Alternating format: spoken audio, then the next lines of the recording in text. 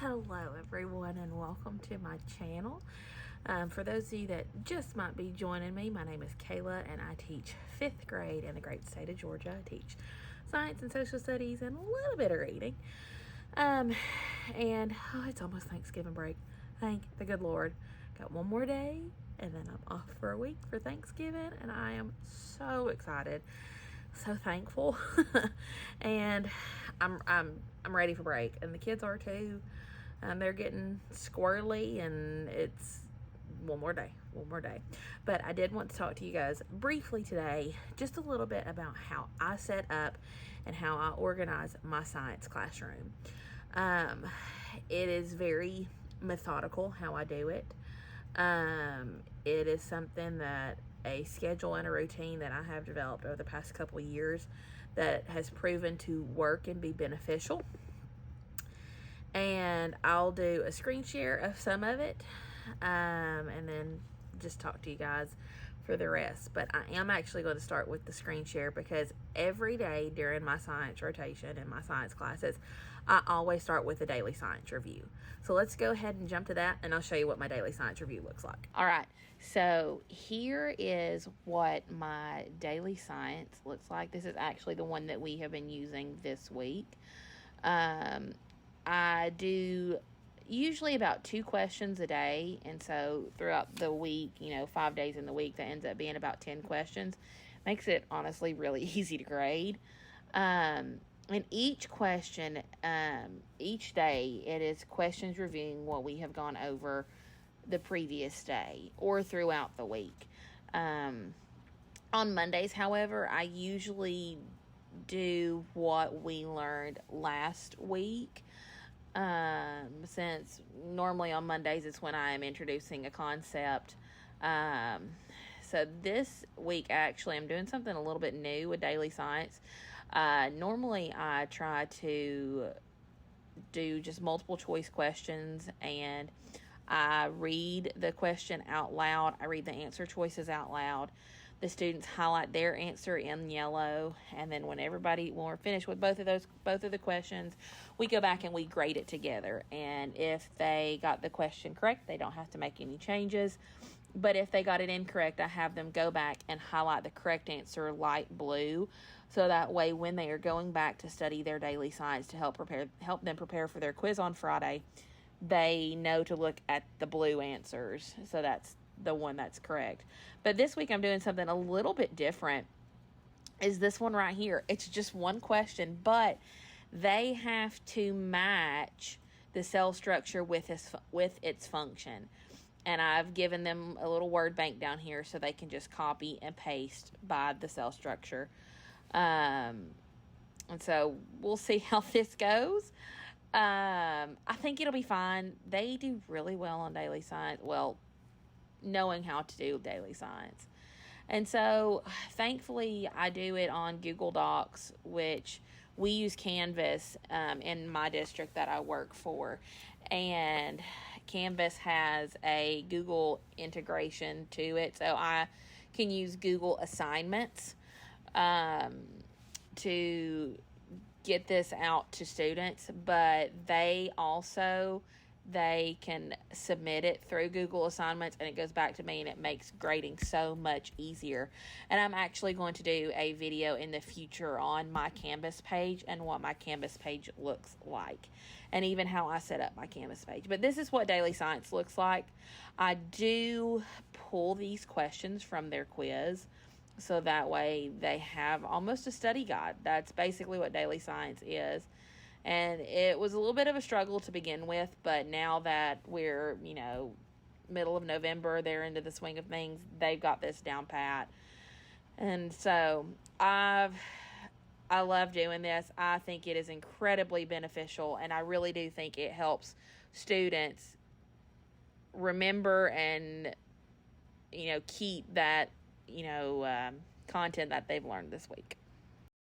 All right, so that was what daily science looks like. It is a great way for kids to review what we learned the day before. And it's also a great grade just for grading purposes to have too.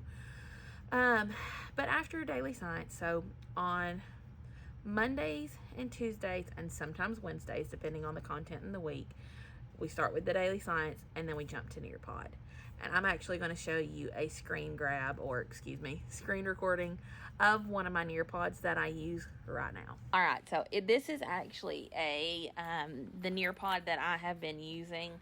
I used it week before last when I introduced cells. I usually always start off with plant cells, then I move into animal cells, and then we compare and contrast the two different types. But as you can see, I've just kind of got it here in edit mode.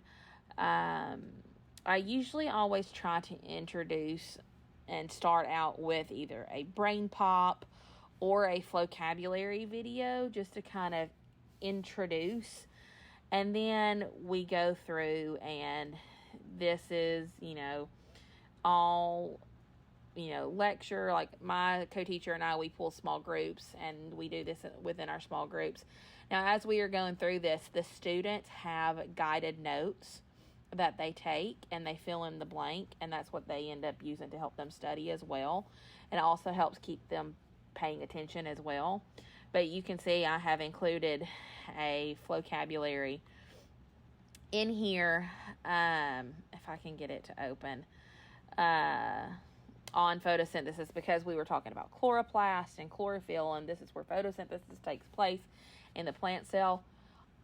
This is the best vocabulary I have ever seen. All of vocabulary's videos are fantastic, and the kids love them because they're catchy, they're raps, and they really enjoy them. But this one in particular is probably the best one I've ever seen. Kids were just jamming. But we go through all the organelles, and then I've stopped, put in a diagram, and I point to the different cell structures and have them tell me what structure it is.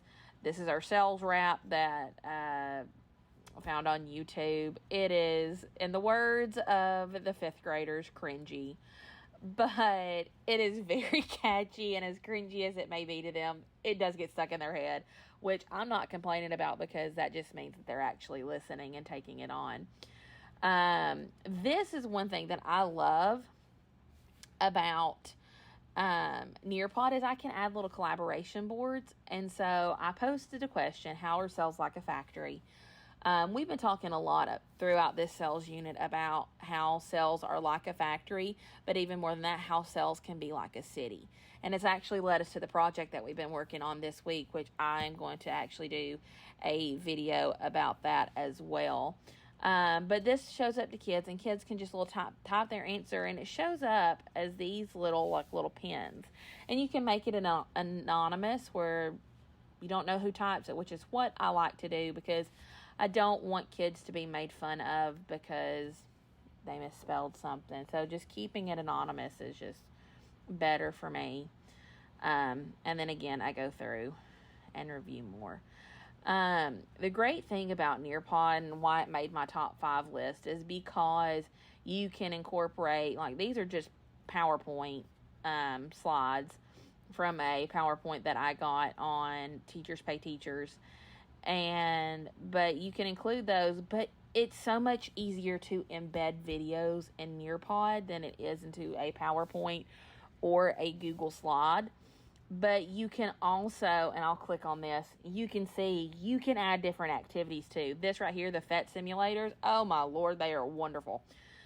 So you can incorporate those as well.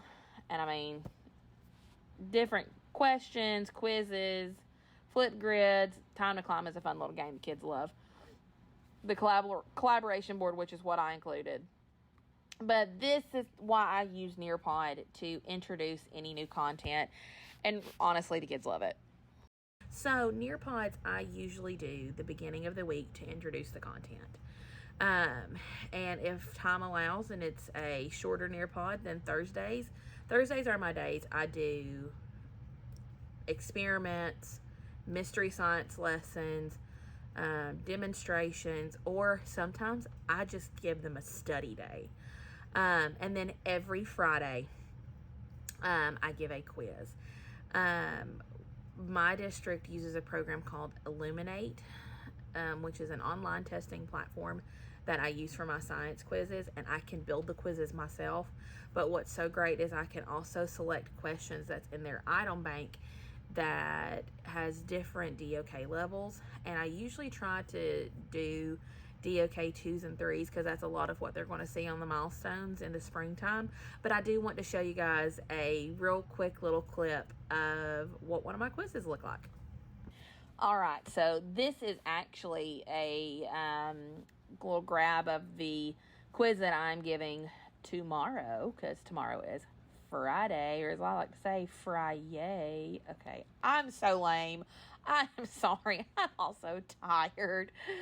But as you can see, I usually try to only do 10 questions on my quiz, just because it keeps it short, it keeps it sweet, it's not overwhelming for the kids, and honestly, it makes grading easy. Now, granted, the great thing about Illuminate, it grades it for me. Unless it is a constructed response, then I do have to go in and grade it myself. But multiple choice, matching, drag and drop, it grades all of those for me. And so, as you can see, like, this is what we've been talking about, comparing parts of a cell to a city. Lots of drags and drops, identifications, multiple choice that we do. I try to include some of these pick twos or select all that applies, just because I know that those are usually the questions that trip kids up on milestones. And you can click right. There's my assessment summary, my standards I selected, my item types, and as you can see, my depth of knowledge levels. Mostly 2s, some 3s, and then a couple 1s. I don't have any passages in this particular quiz. But what's really great about Illuminate is when you are building it in the item bank, you can choose questions that aren't technology enhanced, and so that way you can print off and do paper copies if you are not one-to-one. I'm very fortunate that my district is one-to-one and all students have their own devices. But I did want to show you a little bit in the item bank. So this is where I go to build my quiz. And so right here with standards, I'm going to edit my base standards, and then I just go and I click the standards that I want to select. And we've been doing sales, so we're down here in life science. And I selected all the ones on sales. And then once that's good to go, click done, and then questions populate. You can also choose item type. You can select your depth of knowledge as well. And these are where all the questions show up that they have in the item bank. And you can click show more on it. You can look at detailed information if you need to. But then to add it to the quiz, you just click on that item. One thing I love about Illuminate is it is incredibly rigorous, and it really does help set students up for success on the milestones, because these are the types of questions that they're going to see in the spring on the Georgia milestones. I love Illuminate, and it gives great data as well. So that's pretty much it. That's how I structure my science blocks. I start out every day doing my daily science review. Then the beginning of the week, Mondays, Tuesdays, Wednesdays, I do a Nearpod to introduce content. Thursdays are either experiment days, mystery science days, or just study days. And then Fridays, we always have a quiz. But also on Fridays, that's when they turn in their vocab journals as well. So thank you guys for watching. I'm so glad you're here and you're sticking around with me and learn a little bit more about my adventures in 5th grade. And I hope you liked the video today. I hope it was beneficial to you, and I hope it is something that you can take home and use in your classroom as well. And so same old, you guys know what to do. If you'll go ahead and give this video a thumbs up and click that like button. If you will click subscribe to my video, so that way you know when I post a new video, and go ahead and ring that bell so you can get notified anytime I post a new video, and you can keep up to date with my adventures and shenanigans in 5th grade. Thank you guys so much for your support. It means so much to me. And I'm signing off for now. See you next time. Mischief Managed.